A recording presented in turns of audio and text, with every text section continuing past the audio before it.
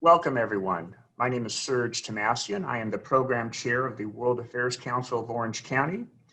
And along with Megan Torre, the CEO of the World Affairs Council of Connecticut, we're proud to have today and pleased to have today as our guest speaker, Mr. Brennan, the former director of the CIA, and as well as a moderator, Ms. Janet Napolitano, the former secretary for the Homeland Security for the United States. And on behalf of the World Affairs Council, I'd like to introduce now Megan Torre from the World Affairs Council of Connecticut. Thank you so much, Serge. I have to say we are so delighted to be partnering with the World Affairs Council of Orange County today for this bi-coastal event. We are so happy that we're able to do this. And I'd also like to welcome those joining us from World Affairs Councils around the country. Today's discussion, as we know, is with former director of the CIA, John Brennan, on his new book, Undaunted. And I know everyone joining us today has a copy of the book. And if you haven't read it already, it's a fantastic read. You're gonna love it. And we have a very special moderator today. Back to you, Serge. Thank you, Megan. Yes, everybody. We are pleased to have Mr. John Brennan as our guest speaker today, and as well pleased to have Secretary Napolitano serve as the moderator. Ms. Napolitano, it's a pleasure to have you here today. Welcome. Thank you, Serge, and I'm delighted to be here today with my former colleague and good friend, John Brennan, who, as was noted, is the author of a terrific new book, Undaunted, and which was what we're going to be discussing today. John was raised in New Jersey, attended Fordham University, joined the CIA at a variety of positions there. Ultimately, became President Obama's first Homeland Security and Counterterrorism advisor in 2009, and then in 2013 became the CIA director, a post that he held until President Trump took office in 2017. So, John, it's good to see you, and congratulations. As we were talking before the program started, on a terrific new book. It's a really good read. Well, thank you so much, Janet. Thank you for doing this today. I want to express my appreciation to the World Affairs Council, to Serge, Megan, and others. And it's wonderful to have the opportunity to interact with you again. As I talked about in the book, you were one of my closest colleagues, especially when I was at the White House. And it were very, very memorable interactions that we had on so many important issues. So it's great to be with you again today. Thanks. Well, thank you, John. And let's begin at the beginning, shall we? Do you want to briefly describe how you grew up and where, and how the values that you learned as a child informed your later adult life? Well, I grew up in New Jersey in a average middle-class blue-collar family. My father emigrated to this country when he was 28 years old in 1948. He came from Ireland. And as a young boy, my father impressed upon myself and my sister, my brother, just how special it was to be an American citizen by dint of our birth. He pointed out and could tell his own personal story about how so many people from around the globe really strive to come to America because of the great opportunities that this country presents, and because of the freedoms and liberties that we enjoy. And so he told us never to take that for granted. And so growing up in that northern New Jersey household with my mother and father, they really did give me a strong moral grounding that I'd like to think has stayed with me throughout the course of my life and during my government career. A North Star that really emphasized things like honesty and integrity and public service. And I ultimately was able to work in the government, but those early years I think are so formative. And I was very, very honored, lucky, and privileged to have a family, a community environment that really did try to reinforce the feeling I had that it was special to be an American, and I needed to try to use the opportunities I had in order to contribute to this great country. You know, you joined the CIA as a young adult right out of college, it seems. But you gradually rose through a variety of different positions and ended up working for both President Bush's, President Clinton, and President Obama. Can you share with us what working for each of them was like, what their personalities were like, how they interacted with the intel community, and perhaps as a feature that described the discipline of the president's daily brief and being the briefer?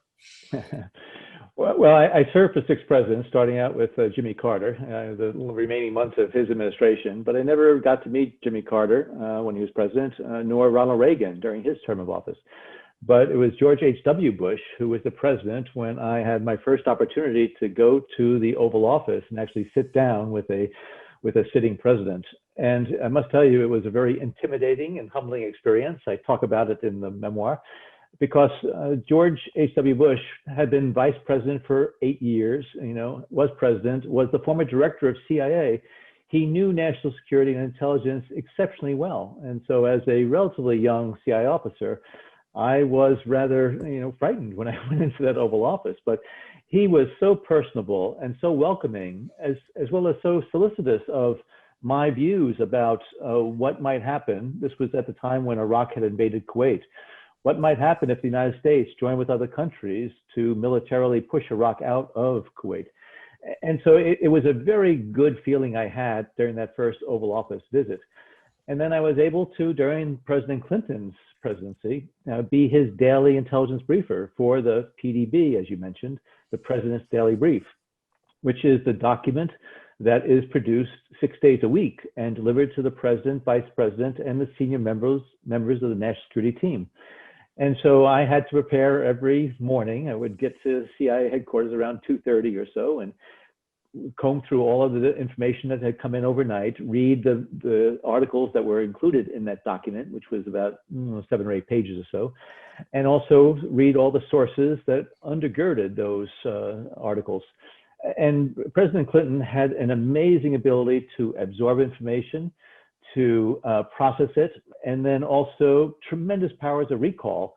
And it was, again, intimidating to have to present the intelligence community's best intelligence and analysis to the President of the United States every morning. And so it was something that allowed me to expand my range of expertise or area of focus, because until then I had worked on the Middle East and South Asia and counterterrorism. But when you're the President's Daily Briefer, you have to be ready to talk about Russia, China, proliferation, terrorism, you name it. And so it really did broaden my appreciation for just the extent of the national security challenges this country faces. I worked in the George W. Bush administration, and although I had some serious disagreements with some of those policy decisions that he made, such as the invasion of Iraq, I must say that I very much respected the seriousness with which he approached his job. And he was keenly interested in not just reading the PDB, but he also enjoyed having CIA and other intelligence professionals go down to the White House and sit with them and talk about issues. Analysts, operations officers, individuals who had served overseas and had just come back. He really liked to get down into the weeds to understand some of the details of these issues. And so he was an avid consumer of intelligence and really admired and respected it. Again, notwithstanding my differences of view on some of his policy choices, he really, I think, tried to do what he thought was in the best interest of this country. And then obviously I got to know President Obama best, having served in his administration for those 8 years. Those first 4 years, you know well, because we used to meet in my office, which was, on the ground floor of the West Wing with the low ceiling. It was like a cave. It was, especially with the rodents running through the walls. Everybody thinks of the White House as this, glorious structure, but it's a rabbit's warren down there. It was. Now it's location, location, location. So I was located virtually right below the Oval Office. So I would go up and down the stairs to the Oval Office several times a day, if not more. And I really had the opportunity to get to know the president as a person, how he absorbed information. He was somebody who would be a voracious reader of information and memos that were prepared, intelligence assessments. You know, Janet, when he would come to one of our meetings in the Situation Room, he was, usually the best prepared person in the room because he got so much information, would read it. He'd be up late at night, early in the morning. And so when he came to a meeting, he already was, well informed, but yet he was still very interested in what others thought. He would frequently go around the table, and even if you didn't offer your views, he would call upon you, because he really tried to understand the range of perspectives, as well as the range of considerations that he had to take into account on policy issues. But also, one of the things that I point out in the book is that President Obama had a really almost uncanny knack to, I'm sure he's a great chess player, because he would be able to look ahead 2, 3, and 4 moves in terms of trying to understand the implications of certain policy decisions, but also could see the relationships between, like a multi-dimensional chessboard. If you move your chess piece on one board, it affects your position on the other. And that's why President Obama really had that ability, I think, to incorporate information, assessments, intelligence into that broader perspective of how U.S. policy interests and national security interests really are intertwined, and making a decision in one realm really affects our equities in another. One of the signature moments during President Obama's presidency, of course, was the killing of Osama bin Laden, and that entire operation. And you spend a good chapter of the book talking about that. But can you describe the status of the intel that we possess regarding bin Laden's location, and how that had been ascertained, and maybe give us a flavor for how the process went from initial intel reports to the go decision by the president? All right. Well, after 9/11, I think CIA in particular felt a great responsibility and obligation to the American people to find bin Laden and to bring him to justice, because I think there was a lot of regret within CIA that they weren't able to stop those horrific attacks that took place. So it was a tedious effort that many CIA officers and others tried to piece together those dots of intelligence over the course of the next decade. And it took a decade before the CIA was able to acquire some intelligence about an individual who was believed to be one of the carriers that bin Laden had used. And so it was in the fall timeframe, in September, when Leon Panetta came down to the White House and told us that the CIA thinks that they were able to find that person and had traced him to Abbottabad, a city in Pakistan. And Leon was, I think, very correct in not trying to heighten expectations too much, but wanted to let President Obama know that if indeed this was the carrier, this might lead us, in fact, to bin Laden. Well, in the subsequent months, the agency, along with others, were able to look at the compound from a distance, or clandestinely, and came to see that there was an individual living at this compound who never seemed to leave, and also would take daily walks in the interior garden behind the high walls. And that chapter in my book is called The Pacer, because that's what we called him. But the intelligence was fragmentary, and we didn't have a good sense of who it was. We thought it was probably an Al-Qaeda member, and it appeared at least that this individual who was pacing in the garden fit the general description of bin Laden. He seemed to be a tall person. And so as we developed that intelligence, President Obama and others were told that we don't know how long bin Laden had been there. We don't know how long he's going to stay there, because Al-Qaeda leaders would move about for their own security purposes.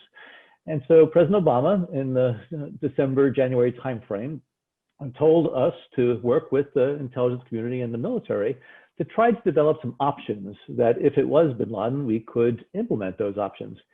And so a number of options were teed up, including sending some missiles into that compound, which had the benefit of not putting US lives at risk.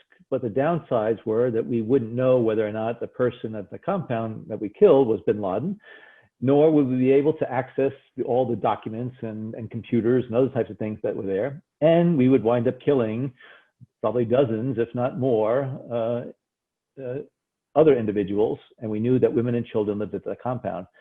So that was dismissed as an option. And so ultimately we came up, or the US military, Bill McRaven came up with the option of a helicopter assault raid, the types of raids that the US military had been doing for a number of years in Afghanistan. Now in Afghanistan, the US military sort of owns the skies there. That's not the case in Pakistan. So it was decided that this was going to be a unilateral operation and that we weren't going to inform the Pakistanis in advance, because we didn't know whether or not bin Laden was there and being given the protection of the Pakistani government.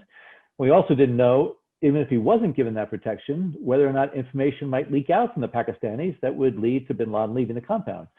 And so then came up with the option of, again, the helicopter assault raid. It had to be done during the lunar cycle because we wanted to keep the light as limited as possible, because the helicopters would have to fly for about 90 minutes into Abbottabad, and then would have to go back out after the raid.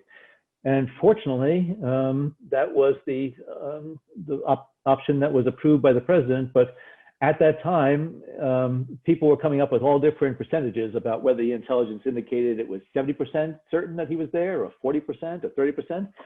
And President Obama said at one meeting, I remember, it's 50-50. He's either there or he's not there. But he said, even if it's only 30%, it's 30% more than we've ever had before. And the American people deserve to have justice for that horrific attack that took 3,000 lives. And as we all know, the operation was approved. It was carried out flawlessly, despite the fact that one of those helicopters of the raid was pulled down because of the air vortex of the compound. But as the US military, the best in the world, always does, they have contingency plans, and plan B, plan C, and they seamlessly moved into plan B. And it was very successful, and thankfully, none of those special forces were injured or killed. John, as over the months where the intel was being gathered and ultimately to the president's final decision, what was your assessment of the intel? Would you have made the same decision? Yeah, I would have. I had worked counterterrorism for many years. I was involved in the pursuit for bin Laden even before the 9/11 attacks, when I was stationed in Saudi Arabia in the late 90s. And so I was keeping very much abreast of the nuggets of intelligence that the CIA and others were acquiring. I put a lot of stock in the CIA experts, the Al-Qaeda experts, who had been working this issue for 10, 20 years. And so when they came into the White House Situation Room and spoke about their confidence level, and there were really no countervailing indicators that it wasn't bin Laden, I put a lot of stock in that. And so my advice to the president, both during the final National Security Council meeting, as well as when we gathered Tom Donilon, myself, Dennis McDonough, and Bill Daley with the president on the Friday before the raid, I said, it's a go from my perspective that there was enough intelligence to move forward with confidence with authorizing that raid. And what about relations with the Pakistanis? You've mentioned that it was unilateral, that information was not shared with them. What was their reaction? I talk about the raid and then the aftermath of the raid. And the first action that needed to be taken, once we were confident that the helicopters and our special forces were able to get back to Afghanistan safely and they had bin Laden's remains, the chairman of the Joint Chiefs, Admiral Mike Mullen, it was his job to call his Pakistani counterpart, General Kayani, to explain exactly what was happening in Abbottabad, because by then the Pakistanis already knew something was going on. There were a bunch of helicopters landing there, and Shots Yeah, being there was fired. a firefight going on in Abbottabad, and their air defense systems were lighting up because these helicopters were going across their country. They had scrambled some jets and other things. And so Mike Mullen explained to Kayani what went down, that we thought that we had gotten bin Laden, and then also explained to Kayani that the sensitivity of the operation really required us to carry this out unilaterally. Kayani expressed, concern that this was being done in Pakistani territory, but he also expressed understanding as to the motivation and why, and also said that he very much hoped that bin Laden was brought to justice. I also recount that my job was to reach out to my Saudi counterpart, Prince Mohammed bin Nayef, who was the Minister of Interior, very close counterterrorism partner, and tell Prince Mohammed that we had bin Laden, we had his remains. He was a Saudi citizen, although the Saudis had revoked his citizenship, but that I wanted to, on behalf of President Obama, give the Saudis the opportunity to decide whether they wanted the remains back, or that we would take care of them consistent with Islamic law in terms of the disposition of the remains. I anticipated that Prince Mohammed would say, no, you keep those remains. And exactly, We don't want them.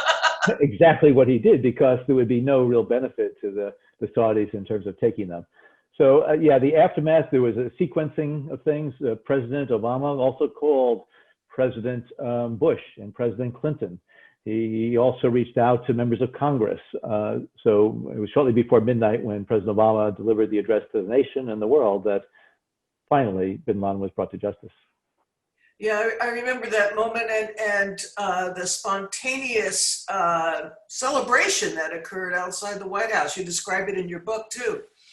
Right, because when I left the West Wing, it was after midnight, and as I approached the door, I could see that it was lighter than usual outside. And then I heard this, din of noise. And as I opened up, Lafayette Park, which is right next to the White House, was lighted. And it was also, there was a lot of cheering, USA, USA, CIA, CIA. People were coming out, they were blowing horns. And there was a real celebratory mood, which, as you know, and as I recount in the book, when we were huddled together in the White House and watching this operation unfold, when we knew that we got bin Laden, there were no high fives or celebrations or applause. There was more or less a very solemn recognition that we happened to be the stewards of, the responsibility of the American government to, again, bring justice to bin Laden. And we were just very, very admiring of the great work that was done by the intelligence professionals, by the military operators, and how it really was a team effort. But when I was starting to go home that night or early the next morning, and hearing those chants and the crowd and seeing that, it was the first time that day that I got emotional, because it just made me feel so honored and privileged to be part of this effort that, again, did bring justice to the bin Laden on behalf of the families and the victims of the 9/11 attack. You mentioned that you called Mohammed bin Nayef, MBN, as he was known, to let him know about the raid. And it reminds me that you really began your career in the CIA as a analyst and officer with Saudi Arabia. You speak Arabic, and you lived in Saudi Arabia for several years. Give us your assessment about what it was like then with Saudi Arabia versus, say, what it is like now with Mohammed bin Salman, and in the tensions maybe that have occurred with respect to the murder of Jamal Khashoggi. Yeah, I had the opportunity to spend 5 years in Saudi Arabia over the course of 2 tours, first in the early 80s and then in the late 1990s. And it was a fascinating period of time in my life. Back then in the early 80s, I was able to travel throughout Saudi Arabia and the kingdom. I camped out with the tribes. I went down to the border of Yemen, and there was very much of a welcoming environment in those tribes. Whenever they learned that I was an American, they really admired the fact that Americans were going to their kingdom to learn more about their society and their culture. When I went back in the late 90s, it was a much different attitude because there was more radicalism, extremism that had taken root. And so I didn't have the same feelings of safety and security when I went there. And unfortunately, because bin Laden was able to tap into a lot of that growing extremism sentiment in Saudi Arabia, he was able then to carry out, again, a series of horrific attacks. So thinking about it now, and what happened, as you pointed out, with the horrific murder and dismemberment of Jamal Khashoggi, it is quite unfortunate that our government has not tried to hold Mohammed bin Salman and the Saudis to greater account, because at least by the press reports, the CIA had determined with moderate confidence that Mohammed bin Salman bore responsibility for that murder. And it certainly is based on my experience of living and working in Saudi Arabia and working with the Saudis, that it has been my understanding that that type of activity, that murder, could not have happened without the approval, the authorization at the highest levels of government. And so Mohammed bin Salman has brought some reforms to the kingdom, which are good. He has encouraged greater openness of in the society. He has instituted some reforms, but also he is somebody who does not brook any political opposition. He has taken strong actions against political activists. He's incarcerated many, and the reports of broad maltreatment, including of women female activists who are seeking even greater reforms of the Saudi system and society. So I do think it is a very mixed bag with Mohammed bin Salman. The relationship between the United States and Saudi Arabia is a critically important one, and we need to be able to continue to have good relations with them. But I do hope that we are going to fulfill our traditional global leadership role in terms of speaking out against these types of atrocities. You took over as the CIA director in 2013, and you describe in your book some of the organizational changes you took at the agency. Can you kind of discuss what some of those were and why you made them? Sure. I do want to mention one thing when I was still at the White House that you didn't talk about, because I talk in the book about our breakfasts that we used to have at the diner. That was the name of it in Adams Morgan, when you were the Secretary of Homeland Security and I was the President's Homeland Security Advisor. And there were wonderful exchanges that we would have as we would go through our scrambled eggs and omelets and hash browns. But I just want to point out that those types of interactions among senior government officials are so critical, because as we well know, the US government is so large and complicated and in many respects unwieldy. And if you have officials operating almost independently of one another, when their portfolios overlap, you're going to really have problems. And I just wanted to say thank you to you. I said thank you then for taking time to be able to sit down with me and go over. We both had our list of issues and items to go through. And I really felt that we were able to resolve any differences, but also to better coordinate, collaborate, and integrate our efforts for the good of the American people. So. Well, thanks. So those were fun breakfasts too. We were usually the only people in the diner because we got there really early in the morning. And you describe in your book how the two of us would be in there, and my Secret Service detail would be lurking. So. It was one of my more memorable, periods of time at the White House. Yeah. But you asked about the CIA. What was the question again? Well, the question with the CIA is you finally become director of the CIA in 2013, and and you undertook some organizational changes. You want to describe what those were and why you made them? Yeah, I had worked at the CIA for 25 years, from 1980 to 2005. I worked in operations and analysis and management. I did a lot of different things. So I felt as though I knew the agency well. And so when I had the great honor of going back to CIA in 2013, I knew that the agency by that time already was 65, 66 years old, and its organizational structure continued to remain basically the same as when it was stood up in 1947. I had always been a great admirer of what the Department of Defense did as a result of the Goldwater-Nichols Act, Yeah. which was to better integrate the military services, the Army, the Navy, the Marines, and the Air Force, so that overseas you would have a unified chain of command under a combatant commander.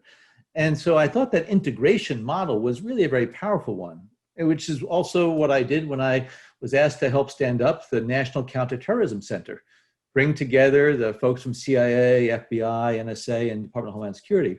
So when I went back to CIA in 2013, I had that in mind in terms of a better integration model, because the CIA had, I refer to them as stovepipes, maybe some people refer to them as cylinders of excellence, operations, analysis, science, technology, and support.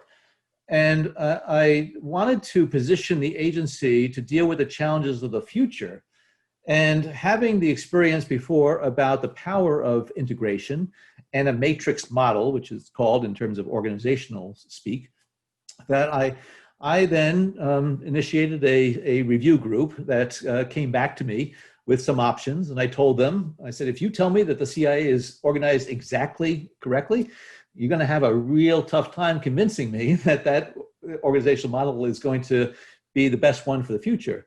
So we decided to create mission centers, as they're called, just like, you know, the US military has European Command and Africa Command and so on. We had 6 regional mission centers and 4 functional mission centers, such as counterintelligence, counterterrorism, weapons proliferation, and so on. And I put people in charge of those mission centers and incorporated and integrated the capabilities from across the wide expanse of capabilities and authorities and expertise in CIA. And so despite the fact that I had a lot of detractors on it, understandably, because as you well know, you were there at Department of Homeland Security, and talk about a big, complex organization. They tend to be resistant to change. You've got to really drive it. You really do. And so I decided that I was going to drive it because I felt that my responsibility was to leave the agency a little better position to deal with the future than when I found it. Each director or each secretary or department head should be doing that. And so thankfully, despite some of the naysayers, including Mike Pompeo, who was on the Intelligence Oversight Committee at the time when I was director, who vowed to, change it back to the old system, that mission center construct has prevailed. And I do think the integration model, as again, the US government gets bigger and more diverse and more capable, we need to find ways to integrate capabilities so that we optimize the outcomes that we're going after. We can't end this part of the program without discussing, at least for a few minutes, your assessment about where the intelligence community stands now, particularly the CIA. You talk about this in the closing chapters of your book, but the politicization of intel. Give us a full Brennan here. You have read the book, because that's what my staff used to say, the full Brennan, when I really tell people what I think of them. One of the real attractions of the intelligence community that brought me to CIA and kept me there for so many years was that intelligence is supposed to be nonpartisan. It's supposed to be colorblind when it comes to political parties of either side. And I always strove during my career to call balls and strikes as I saw them. I say in the book that I was an equal opportunity offender during my years. And during the Obama administration, it was mostly the Democrats in Congress that were calling for my firing or resignation. And now I seem to be, I'm being pilloried because people think I am a Democratic partisan, while I'm not. I'm not a Democrat or Republican. And so what I have really been concerned about is the politicization of intelligence, the politicization of law enforcement, the politicization of our judicial system, because these are the institutions of government that really are supposed to be outside of the realm of politics. They're supposed to be carrying out their duties consistent with their constitutional oaths. And I've been very concerned as I've heard people, including Donald Trump, denigrate the output, the assessments of the intelligence community, the profession, the people of it, and the politicization of intelligence itself. And quite unfortunately, we have somebody who's the director of national intelligence today, John Ratcliffe, who I think has badly, badly tarnished the image of that independence and nonpartisanship of the intelligence community by very selectively releasing, in a politically motivated way, intelligence. And so I am concerned about the impact on the professionals, whether it be in the FBI or CIA or NSA or wherever, because it tends to be demoralizing. Now, I'm confident that my former colleagues are continuing to stay focused on the mission, whether they are serving overseas or here in the States. But I must tell you, if the first customer not only does not value their output and their intelligence, but also tends to trash what they're doing, to me, that sends a very, very bad signal to the current employees, to the families of the current employees, who are the ones that have to keep the home fires burning when their loved ones have to go off at a moment's notice, overseas or somewhere else to try to keep this country safe. And it sends a very bad signal to those young Americans who are considering going into the intelligence profession or law enforcement or the diplomatic corps. And so just like you, Janet, I spend a lot of time talking to college and university students, encouraging them to disregard all that political craziness that's going on in Washington now, that this country needs the best and brightest among us in order to deal with the challenges that we face ahead that range from proliferation to terrorism, to climate change, to all of those issues that really are going to affect the next generations of Americans.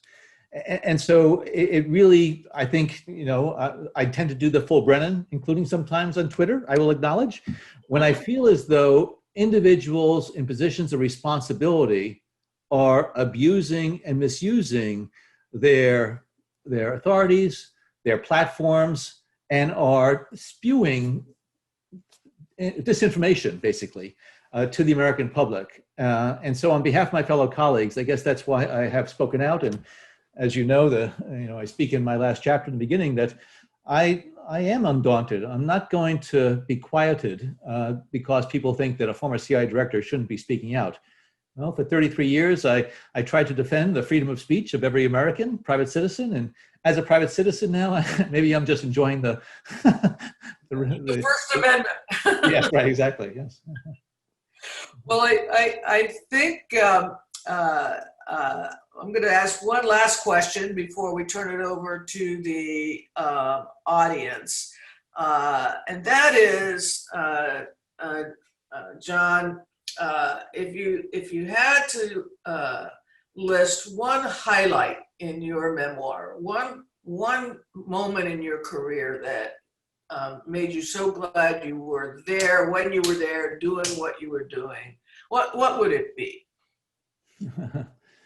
Well, I guess there are several. I mentioned about the Bin Laden raid that night, that I just felt so privileged to be a part of that effort.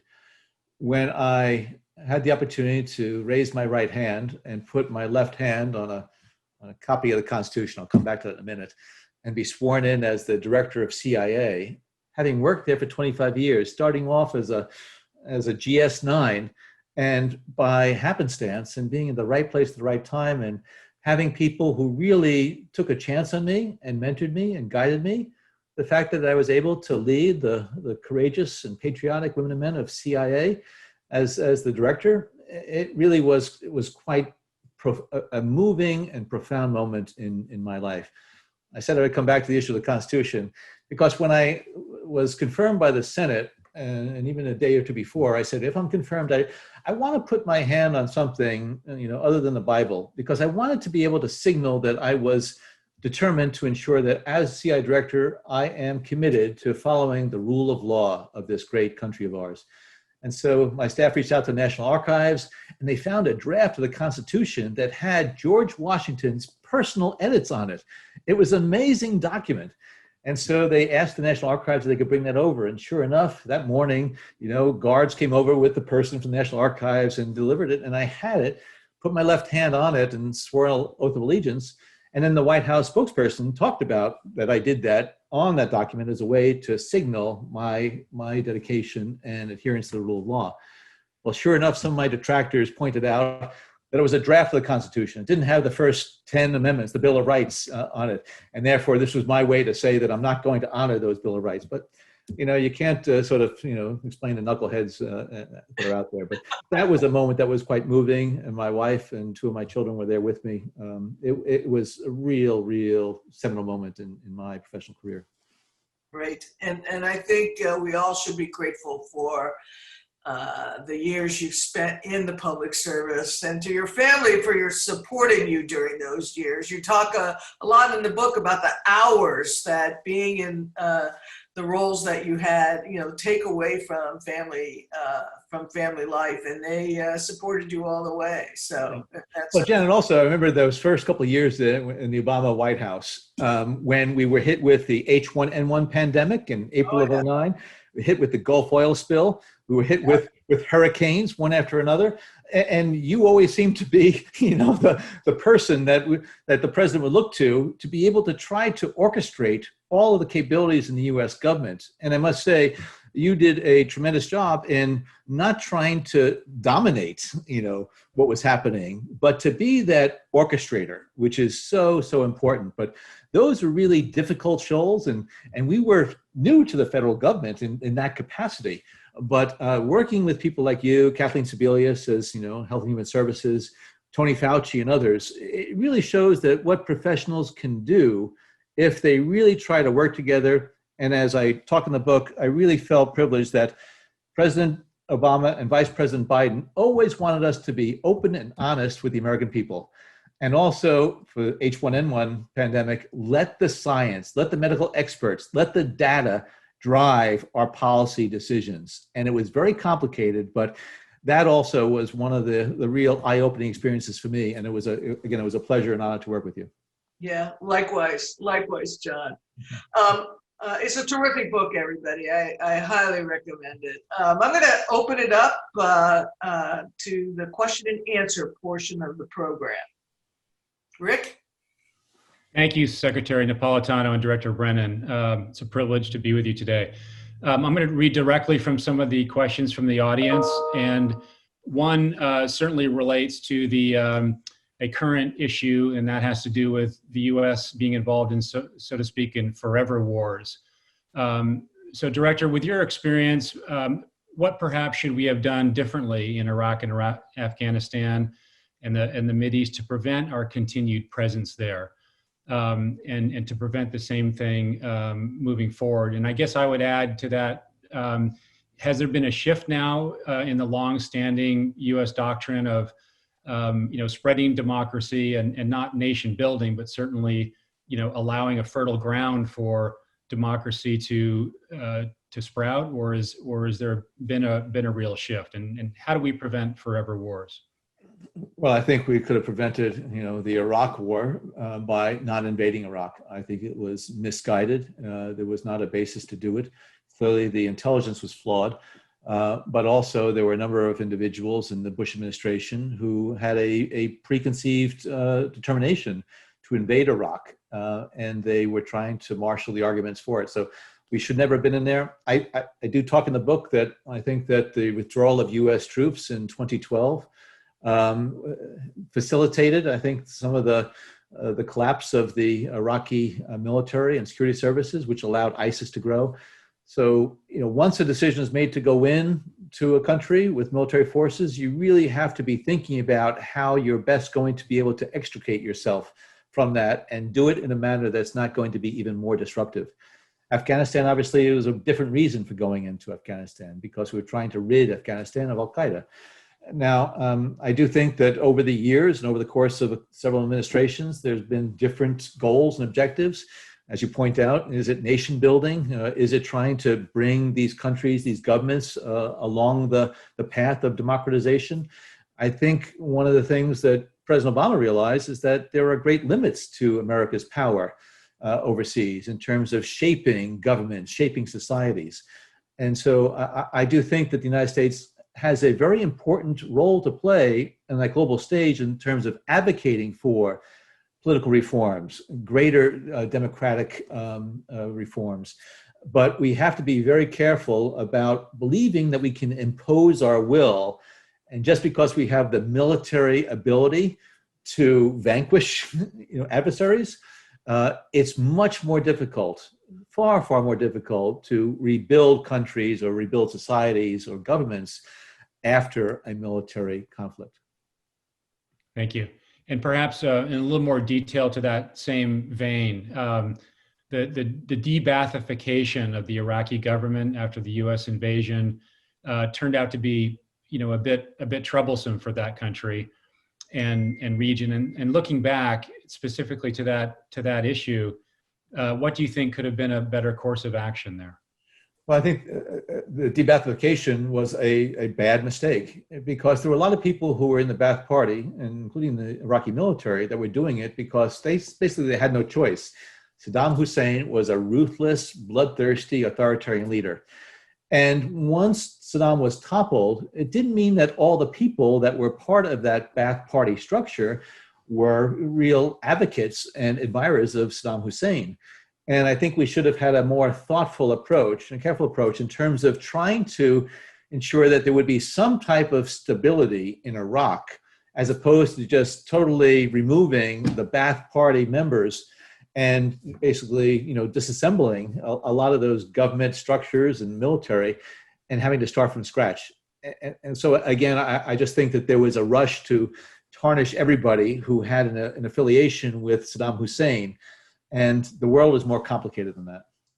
Also in the Middle East, and an issue that's become very much covered up in the current issues of the day, notwithstanding, of course, the pandemic, is the controversy around interrogation techniques and that whole program and the controversy surrounding that. We haven't heard very much about that recently. Can you perhaps bring us up to date as to the thinking of the U.S. intelligence community on that sensitive topic? Well, when I was director of CIA, I vowed that the detention interrogation program that CIA was authorized to implement would never be carried out, at least under my watch. I do not believe it has been reconstituted. I'm certainly hoping not. I don't know what other types of covert action programs might have been initiated during the Trump administration. But I do think that in the aftermath of 9/11, there was a real effort on the part of the Bush administration to prevent the follow-on al-Qaeda attacks. And it was feeling that it was an existential threat, since al-Qaeda was exploring nuclear, biological, and chemical weapons to use in future attacks. But I do think it has hurt us. I would hope that CIA would never again get involved in a program like that. It was not something that the CIA had any experience in. The U.S. military has experience of detaining individuals who were captured in the field of battle. The U.S. military and the FBI have a history and experience in interrogating and debriefing individuals. The CIA didn't have experience in either one. And I do think it has continued to hurt us. And Janet, I remember when you would travel overseas and try to get foreign countries to cooperate with us and reach agreements in terms of, for example, travelers going back and forth. I think there was still remnants of that distaste that a lot of people had in their mouth for some of these CIA and other activities. Do you not agree? Oh, yes, it came up not infrequently. It really became a stain on the United States. Yeah. Thank you. Director Brennan, can you tell us a story that you are particularly proud of the inner workings of the folks, the hidden work of the folks within the CIA? We've heard so much of, overlapping portfolios and internal conflicts, to the point where we had a webinar almost focused on that by one speaker, in terms of the difficulty of getting the NIA, the CIA, and different intelligence agencies to work together. So enough of that in a way, but tell us an anecdote or two about the wonderful work that some of the people we never hear from had completed or advanced during your tenure. Yeah, I mean, most of those anecdotes and stories are shrouded in secrecy and classification obligations on my part. But I must say that when I became director, and I served as chief of staff to George Tenet when he was director as well, I had full visibility into the range of things that CIA officers were involved in, and including some of the very, very cunning and courageous efforts that CIA officers undertook in denied areas, in countries where if the CIA officers were found out and uncovered, they would have been imprisoned, tortured, or even killed.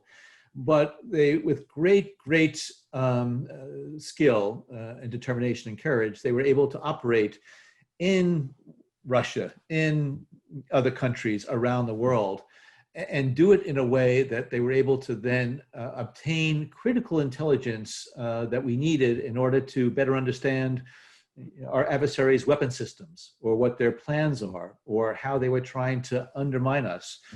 The ability for CIA and other officers to develop these very exquisite technical collection systems so that we would be able to have ears and eyes in places where our people could not go to.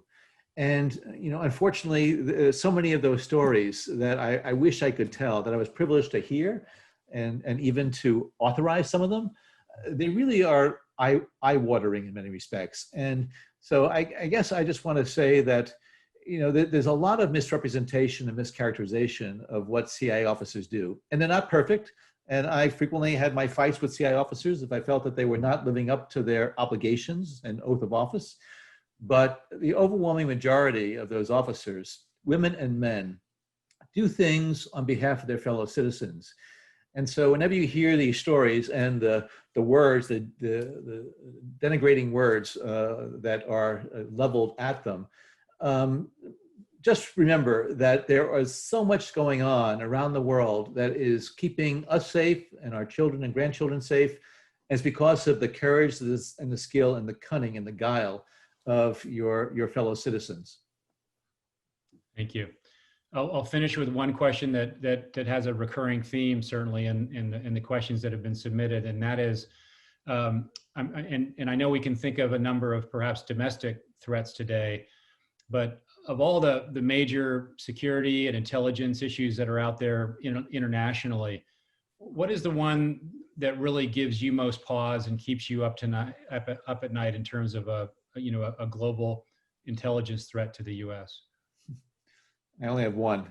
Usually when people ask me, what keeps me up at night, I either say spicy Mexican food or dark chocolate. That keeps me up.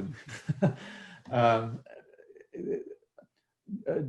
disunity at home, the polarization that we are experiencing right now, that has, I think, really corroded a lot of what the United States stands for and what we need to do, both domestically here, to address some outstanding issues and challenges, but also to fulfill our global leadership role. And living very close to Washington, D.C., and being part of that, Washington environment, I really lament that we are not able to bring ourselves together. We're going to have policy differences, absolutely. But I have been most disappointed by the words that are coming out of the highest levels of our government that are fueling this disunity, this dissension, the social tensions that we're feeling right now.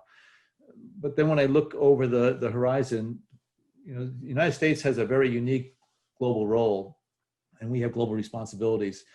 And Janet knows this well from the standpoint of the digital environment, cybersphere, and how we are really dependent on the reliability, the health, and the security of that environment. I don't think we as a government, as a society, really have come to grips with what we need to do to bring the private sector and the government together to make that an environment that is going to continue to be the engine of economic growth and prosperity and security and freedom of information.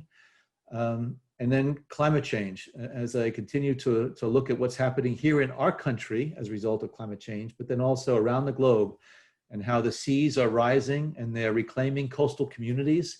And it's leading to the migration of peoples to cities as well as across borders.